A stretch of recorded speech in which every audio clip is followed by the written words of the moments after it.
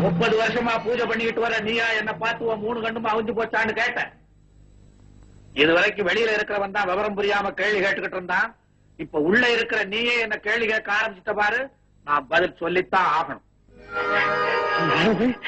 பரமசிவனாய முன்னால நின்னு பேசுறது பின்ன என்ன பாவநாச சிவனா பேசுறது?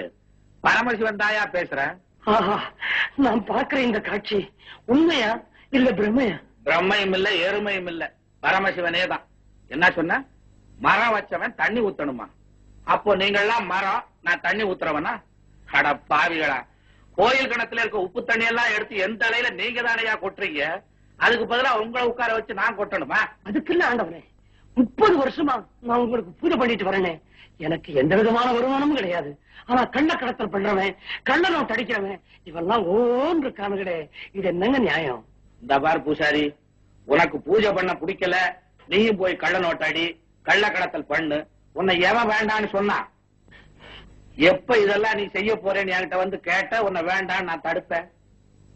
எனக்கும் பொருளாதாரத்துக்கு என்னையா சம்பந்தம்? உன் பொண்ணு கல்யாணத்துக்கு பணம் வேணும்னா எவனாவது அறிஞ்சவன் தெரிஞ்சவன் சிநேகக்காரனை போய் கேளு.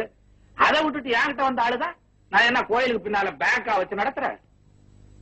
என் உண்டியல்ல கூட நீங்க தானே பணத்தை போடுறீங்க, அதுவும் கள்ள பணம். நான் எடுத்து பார்க்கவா போறேங்கிற தைரியம் தானே? கோச்சுக்காதீங்க. என்னங்க கோச்சுக்காதீங்க? கோச்சுக்காம உன்னை கொஞ்சம் சொல்றியா? உன் விஷயத்துக்கு அழுகுறதும் இல்லாம ஊர் அக்கப்போருக்கு வந்து அழுகுறிய. அன்னைக்கு என்னடா கிராம்பு எவனோ கடத்தினானா லாரிய மடைக்கு பிடிச்சிட்டாங்களா, அதுவும் ஓன் திருவிளையாடல்ன்ற. ஏயா நான் கிராம்பு கடத்துறவனா? ஏன் திருவிளையாடல் புராணத்துல சிவன் கிராம்பு கடத்துறான்னு எழுதி இருக்கா? நீ படிச்சிருக்கிறியா?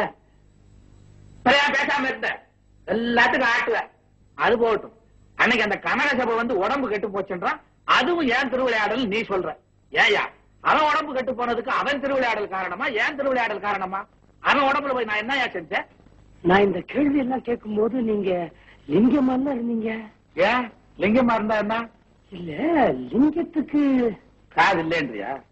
அப்புறம் லிங்கத்துக்கு முன்னால போய் உன் காதென்ன செவடா, கண்ணென்ன குருடா, மூக்கென்ன சப்பையான்னு கேட்கறிய, அது மாத்திரம் கேட்க தெரியுதா? இப்படித்தாங்க கஷ்டப்படுற ஒவ்வொருத்தரும் எந்த சாமி கிட்ட எப்படி கேட்கறதுனே தெரியாம அழுகுறோம். தெரியாம அழுகுறீங்களா?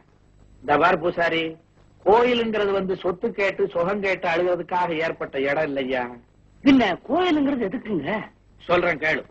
இந்த கெட்டு போன உலகத்துல ஊருக்கு ஊர் ஒரு கோயிலை கட்டி அங்கங்க 40 சதுர அடிய கெடாம வச்சிருந்து இந்த கெட்டு போன கும்பல் எல்லாம் அங்க வந்து நின்னு நாம ஏன் கெட்டோம், அடுத்தவனை ஏன் கெடுத்தோம், இனிமே கெடாம இருக்கிறதுக்கு என்ன வழின்னு சிந்திக்கிறதுக்கு தாயா விட்டு வச்சாங்க.